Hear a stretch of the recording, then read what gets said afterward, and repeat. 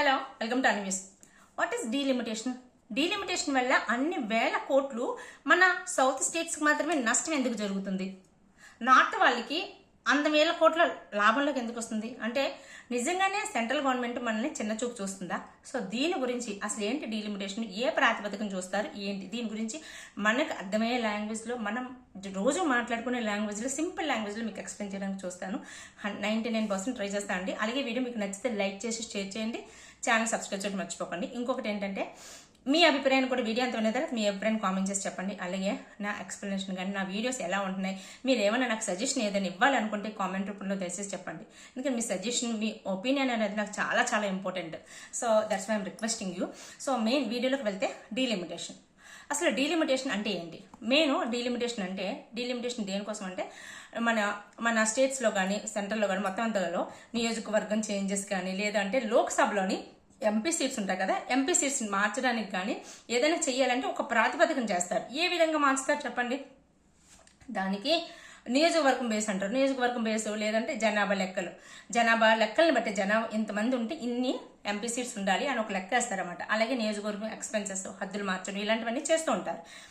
So అయితే దీనివల్ల మనకి ఎందుకు అన్ని వేల కోట్ల నష్టం అంటే దానికి ఇంకొక 2 నిమిషాలు చెప్తాను. దానికన్నా ముందు డీలిమిటేషన్ అంటే ఏంటి, ఎప్పుడు స్టార్ట్ చేస్తారు, దీని గురించి మాట్లాడదాం. యాక్చువల్గా మనకి ఇండిపెండెన్స్ వచ్చిన తర్వాత అంటే 1951 నుంచి కూడా జనాభా లెక్క స్టార్ట్ చేశారు. ఎవ్రీ 10 yearsకి ఒకసారి జనాభా లెక్కలు పెడతారండి. అలాగే 1951లో చేశారు, 1961లో చేశారు, 1971లో కూడా చేశారు. సో 1971లో జనాభా లెక్కలు చేశారు. 1976లో లోక్సభ స్థానాలు మార్చేస్తున్నప్పుడు అప్పుడు ఏంటంటే ఇందిరాగాంధీ గారి గవర్నమెంట్ ఉంది. 1971 జనాభా లెక్కల ఆధారంగా చేశారు. అయితే అప్పుడు 1976 నుంచి ఒక లాక్ పీరియడ్ పెట్టారనమాట. ఒక 25 years లాక్ పీరియడ్ పెట్టారు. లోక్సభ స్థానాలు మార్చడానికి, చేంజెస్ కానీ చేయడానికి ఏమీ లేదు, ఎటువంటి జనాభా ప్రాతిపదికన ఎటువంటి డెసిషన్స్ తీసుకోకూడదు అని ఒక 25 years లాకేజ్ పీరియడ్ పెట్టారనమాట. ఎందుకంటే అప్పుడు మనం 1976 ఆ ప్రాంతంలోని కుటుంబ నియంత్రణ పద్ధతి అనేది చాలా గట్టిగా చేస్తున్నారు అనమాట, చాలా స్ట్రాంగ్ గా చేస్తున్నారు. సో అలాంటప్పుడు జనప్రాతిపదికన చేస్తే చాలా రాష్ట్రాలు నష్టపోతాయి. దాని తర్వాత విన్నర్ కాబట్టి దాన్ని ఆపేశారు అనమాట 25 years. అప్పుడు 2001లోని వాజ్పేయి గవర్నమెంట్ వచ్చింది. సో అప్పుడు ఆయన చేద్దాము, లోక్సభ స్థానాలు మార్పు లేదు, జనాభా ప్రాతిపదికన తీసుకుందాము అన్న టైంకి, చేంజ్ చేద్దాం అన్న టైంకి సేమ్ ఇప్పుడు మనకి ఎటువంటి పాయింట్ రీచ్ చేస్తున్నామో అదే పాయింట్ అప్పుడు సౌత్ స్టేట్స్ వాళ్ళందరూ రీచ్ చేశారు. మేము జనాభా కుటుంబ నియంత్రణ చాలా గట్టిగా, చాలా స్ట్రాంగ్ గా చేసాము. కానీ నార్త్ వాళ్ళతో కంపేర్ చేసుకుంటే మాది చాలా చాలా స్ట్రాంగ్ గా చేస్తాం కాబట్టి మాకు తక్కువే ఉంటుంది జనాభా. సో దానివల్ల మేము లాస్ అయిపోతామని చెప్పేసి అప్పుడు ఎలిగేషన్ చాలా గట్టిగా వాయిస్ రేజ్ చేస్తే అప్పుడు మళ్ళీ అప్పట్లో వాజ్పేయి గవర్నమెంట్, బీజేపీ గవర్నమెంట్ ఏం చేసిందంటే ఇంకొక 25 years లాక్ చేస్తారు.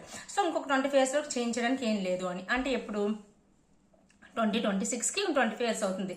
సో ఖచ్చితంగా 2026లోని డీలిమిటేషన్ చేయాల్సిందే. సో దీనికి మరి ఏ ప్రాతిపదికన తీస్తారు అంటే నేను చెప్పాను కదా, జనాభా లెక్కల ప్రకారం అని. ఎవ్రీ 10 yearsకి ఒకసారి జనాభా లెక్కలు చేస్తారు కదా. 1951, 61, 71 అలా చూసుకుంటే 2001లో అయ్యింది. 2011లో కూడా మన జనాభా ప్రాతిపదిక అయ్యే 2001లో అయినప్పుడు నియోజకవర్గం ఎక్స్పెన్షన్ అయింది, కానీ లోక్సభ స్థానాలు అయితే ఏమీ చేంజ్ చేయలేదు. ఎందుకంటే లాక్ ఇయర్లో ఉంది కాబట్టి, లాక్ పీరియడ్లో ఉంది కాబట్టి. So 2000 as per the condition, as per the rule ప్రకారం చూసుకుంటే 2021లో జనాభా లెక్కలు అవ్వాలి. కానీ అప్పుడు మనకి కరోనా టైము, ఈ సిచ్యువేషన్స్ ఏం బాగాలేవు, చాలా పాండమిక్ సిచ్యువేషన్లో ఉన్నాం కాబట్టి అప్పుడు జనాభా లెక్కలు చేయలేదు. కానీ ఇప్పుడు 2025 వచ్చింది, కానీ ఈ 3-4 yearsలో కూడా జనాభా లెక్కలు ఎందుకు చేయలేదు అనేది అది మరి వాళ్ళకే తెలియాలి. దానికి రీజన్ అయితే మనకు తెలియదు. సో దానికి ఇప్పుడు ఏంటంటే 2026లో డీలిమిటేషన్ చెయ్యాలి కాబట్టి 2021లోనే జనాభా లెక్కలు తీసుకోలేదు కాబట్టి 2025లో జనాభా లెక్కలు తీసుకుంటామని చెప్తున్నారు అనమాట. అందుకని ఇప్పుడు మళ్ళీ డీలిమిటేషన్ అనే వర్డ్ తెరపైకి వచ్చింది. అయితే దీనివల్ల మనకు వచ్చే లాస్ ఏంటి? ఖచ్చితంగా ఇప్పుడు అప్పుడు చెప్పిన ప్రకారమే 543 seats అలాగే ఉన్నాయనుకోండి. లాస్ట్ 40-50 years చూసుకుంటే మన జనాభా పెరుగుదల అయితే తగ్గింది. మన జనాభాని కంట్రోల్ చేస్తాము. అయితే ఒక ఉత్తరప్రదేశ్ కానీ, బీహార్ కానీ, రాజస్థాన్ కానీ, లేదా మధ్యప్రదేశ్ కానీ ఇలాంటి స్టేట్స్ చూసుకుంటే వాళ్ళ జనాభా పెరిగింది. వాళ్ళు మనంత కంట్రోల్ చేయలేదు, కుటుంబ నియంత్రణ కంట్రోల్ చేయలేదు. ఆ విధంగా చూసుకుంటే 543 seatsలోనే మన లోక్సభ సీట్స్ అడ్జస్ట్మెంట్స్ చేశారనుకోండి, మనకు ఉన్న సీట్స్ కన్నా తగ్గిపోతాయి అవన్నీ. ఉన్న సీట్స్ కన్నా చాలా చాలా గట్టిగా తగ్గిపోతాయి.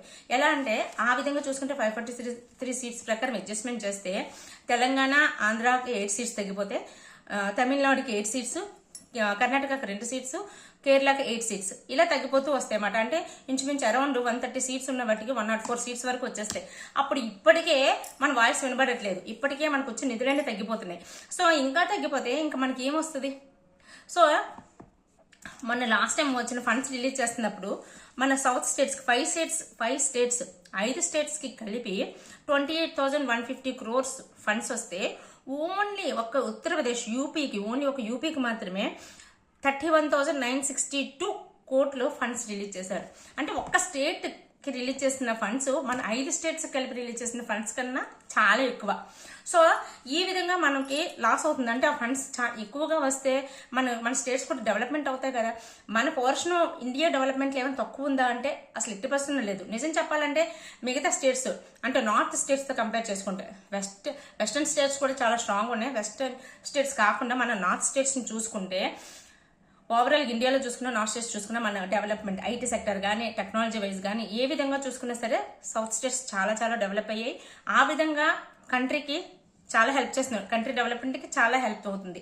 ఇంకొకటి కుటుంబ నియంత్రణ, జనాభా పెరుగుదల తగ్గాలి అనేది ఏ ప్రతిపాదకన ఇచ్చారు, ఏ కండిషన్ ఇచ్చారు, ఆ కండిషన్ ప్రకారం మనం ఫాలో అవుతూనే ఉన్నాము. దాన్ని దేశ అభివృద్ధికి ఉపయోగపడుతుందని చెప్పి మనం కుటుంబ నియంత్రణ చేసే జనాభాను తగ్గిస్తే అది కూడా మన మీద మన డెవలప్మెంట్కి ఎఫెక్ట్ అవుతుంది. అంటే మనం ఎలా యాక్సెప్ట్ చేస్తాం? మనం దేశం అభివృద్ధి కోసం మనం చూస్తే అది తిరిగి మన ఎకనామిక్ స్టేటస్ మీద పడిపోతుంది అంటే మనం ఎలా యాక్సెప్ట్ చేస్తాం? సో జనాభా పెరుగుదల గురించి ఏం ఆలోచించుకుంటే పెంచుకుంటూ పోతున్న స్టేట్స్కి మీరు ఎక్కువ ఫండ్స్ ఇస్తారు. జనాభా తగ్గించడం, లేదంటే technology development, IT industries developments, లేకపోతే ఇండస్ట్రియలిస్ట్ డెవలప్మెంట్ ఇవన్నీ చేస్తున్న సౌత్ స్టేట్స్కి ఫండ్స్ తగ్గించిస్తాము అంటే సో మరి వాయిస్ రీచ్ చేయకుండా ఎలా ఉంటారు? సో అందుకని ఇక్కడ మన వాళ్ళు వాయిస్ రీచ్ చేస్తున్నారు అనమాట. అయితే ఇంకో పాయింట్ ఆఫ్ వ్యూలో చూసుకుంటే మరి సెంట్రల్ గవర్నమెంట్ ఏమంటుందో ఒకటి తెలియాలి కదా. సెంట్రల్ గవర్నమెంట్ అమిత్ షా గారు ఏమంటున్నారు అంటే సో మీరు అనుకున్నట్టుగా ఏం లేదు, మీరు వరీ అవ్వకండి, మేము 543 సీట్స్ అంటే మీకున్న ఇప్పుడు లోక్సభ సీట్స్లో ఒక్క సీట్స్ కూడా తగ్గకుండా చేస్తాము. దీనికి ఇంకా ఎక్స్ట్రా సీట్స్ వస్తే తప్ప తక్కువకుండా చేస్తామని చెప్తున్నారు. సో అదేంటి 543 సీట్స్ ఉంటే తగ్గకుండా ఎలా చేస్తారు అంటే దీనికి ఏం చెప్తున్నారు అంటే ఇప్పుడు 543 సీట్స్ ఉన్నాయి కదా, దాన్ని 848 సీట్స్ చేస్తారు. సో అప్పుడు మనకున్న జనాభా లెక్కల ప్రకారం పెంచుతారు అని చెప్తున్నారు అనమాట. ఒకవేళ అలా పెంచినా సరే మన ఏపీ అండ్ తెలంగాణ కలిపి 12 సీట్లు పెరుగుతాయండి. ఒక ప్రెడిక్షన్ 2011 జనాభా ప్రతిపథకం చూసుకుంటే 2025కి మారిపోతుంది. కర్ణాటక చూసుకుంటే 13 సీట్లు, తమిళనాడు చూసుకుంటే 10 సీట్లు, కేరళ చూసుకుంటే అసలు పెరగు 2011 లెక్కల ప్రకారం చూసుకుంటే. ఇప్పుడు 2025లో చూసుకొని 2026 చేస్తే కొంచెం అటు ఇటు మారచ్చు. సో అదే విధంగా చూసుకుంటే ఒక యూపీలోనే 63 సీట్లు పెరుగుతాయి, రాజస్థాన్లో 25, ఎంపీలో మధ్యప్రదేశ్లో 23, బీహార్లో 39 సీట్లు పెరుగుతాయి. సో ఆ విధంగా చూసుకున్నా సరే మనకి పెరిగేవి ఒక తెలంగాణ ఆంధ్ర కలిపి 12 సీట్లు అయితే చూడండి ఇందాక నేను చెప్పాను ఒక బీహార్ తీసుకుంటే ఫర్ ఎగ్జాంపుల్ 39 సీట్లు పెరుగుతున్నాయి. అప్పుడైనా సరే మన వాయిస్ కంప్రెస్ అయిపోతుంది, అప్పుడు కూడా మాకు అన్యాయమే కదా అని చెప్పి మన వాళ్ళు అంటే సౌత్ స్టేట్ వాళ్ళు ఒక వాయిస్ రేజ్ చేస్తున్నారు. ఇదే అండి అక్కడ జరుగుతుంది డీలిమిటేషన్ వల్ల మనకు వచ్చే నష్టాలు అని చెప్పి. అయితే సెంట్రల్ గవర్నమెంట్ నుంచి ఎటువంటి అఫీషియల్ కన్ఫర్మేషన్ రాలేదు 848 సీట్స్ పెంచుతారా ఎంత పెంచుతారా అనేది.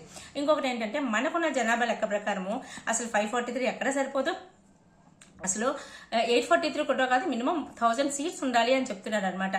సో యూకే లాంటి కంట్రీస్లోనే అంత తక్కువ జనాభాకి చాలా ఎక్కువ ఎంపీ సీట్స్ ఉంటాయి, 600 పైన ఎంపీ సీట్స్ ఉంటాయి. అలాంటిది ఇంత ఎక్కువ జనాభాకి ఆ మాత్రం ఎంపీ సీట్స్ ఎక్కడ సరిపోతాయి అనే ఒక వాయిస్ కూడా రేజ్ అవుతుంది. అసలు ఎంత పెంచుతారు, ఎలా పెంచుతారు అనేది చూడాలి. యాజ్ పర్ ది అంటే కొన్ని ఆర్టికల్స్ ప్రకారం చూసుకుంటే జనాభా పెరుగుదల ప్రకారమే పెంచాలి. సో దానికి అమెండ్మెంట్స్ ఏమైనా ఉన్నాయి, ఏం చేస్తారు అనేది ఎటువంటి కన్ఫర్మేషన్ రాలేదు. అయితే నెక్స్ట్ ఇయర్ కాబట్టి మన వాళ్ళు వాయిస్ రేజ్ చేయాలి కాబట్టి ఇప్పుడు తమిళనాడు చీఫ్ మినిస్టర్ స్టాలిన్ గారు మార్చి 5న సౌత్ స్టేట్ సీఎంస్ అందరం కలుద్దాము, దీని గురించి డిస్కషన్స్ చేద్దాము, సో దీని గురించి మన వాయిస్ రేజ్ చేద్దామని చెప్పేసి డిస్కషన్స్ అవుతున్నాయి. ఆల్రెడీ కూడా ఈ పాయింట్ డీలిమిటేషన్ పాయింట్ మీద మన కేటీఆర్ గారు కానీ స్టాలిన్ గారు కానీ కర్ణాటక చీఫ్ మినిస్టర్ కానీ వీళ్ళందరూ కూడా వాయిస్ రేజ్ చేశారు. మాకు అన్యాయం జరిగితే మేము ఒప్పుకోము, ఖచ్చితంగా మాకు న్యాయం జరగాల్సిందే, మా వంతు కృషి దేశం డెవలప్మెంట్ కోసం మా వంతు కృషి చేస్తూనే ఉన్నాము, ఇలాంటి సిచ్యువేషన్లో మమ్మల్ని ఎకనామిక్గా వీక్ చేయొద్దు, సో అలా చేస్తే మాత్రం మేము ఫైట్ చేయడం ఆపము అని చెప్పి గట్టిగా వాయిస్ స్ట్రాంగ్గా రేజ్ చేస్తున్నారు. సో మరి చూడాలి దాని గురించి ఏం చెప్తారు ఏంటి అనేది. అయితే సెంట్రల్ గవర్నమెంట్ నుంచి కూడా ఒక పాయింట్ అయితే ఉంది. ఏంటంటే నార్త్ వైపున ఉన్న కొన్ని స్టేట్స్ డెవలప్మెంట్ అవ్వాలి అంటే కొంచెం ఫండ్స్ అవి ఇవ్వాలి కదా అంటున్నారు. అది దేనికి పనిచేస్తుంది? నార్త్ ఈస్ట్ వాళ్ళకి ఇచ్చినా పనిచేస్తుంది, లేదంటే పైన ఉన్న జమ్మూ కాశ్మీర్ లాంటి స్టేట్స్కి ఇచ్చినా పనిచేస్తుంది. యూపీ, బీహార్ వీటికి కాకుండా ఫండ్స్ డివేట్ అయిపోయే స్టేట్స్ కాకుండా ఫండ్స్ యూటిలైజ్ అయ్యే స్టేట్స్కి ఇవ్వడం వేరే లెక్క. సో కానీ అలా ఇవ్వడం అనేది కూడా సరికాదు కదా, ఎందుకంటే జనాభా లెక్కల ప్రకారం జరగాలి. అలాగే అన్ని స్టేట్స్ కూడా ఈక్వల్, అంటే అంతా ఈక్వల్గా జరగాలి. సో ఇది మన వాళ్ళ డిమాండ్. సో ఏం జరుగుతుంది ఏంటో చూద్దాం. ఈ వీడియో మీకు నచ్చితే లైక్ చేయండి. అలాగే చెప్పాను కదా, నేను ఎలా ఎక్స్ప్లెయిన్ చేసిన మీకు అర్థమైతే కామెంట్ చేసి చెప్పండి. ఏమైనా చేంజెస్ లేకపోతే ఏమైనా నేను చెప్పిన దాంట్లో తప్పులు ఉన్నా సరే ఒక చిన్న కామెంట్ చేసి చెప్పండి. ఇది నాకు చాలా చాలా హెల్ప్ఫుల్ అవుతుంది. Take care, by by.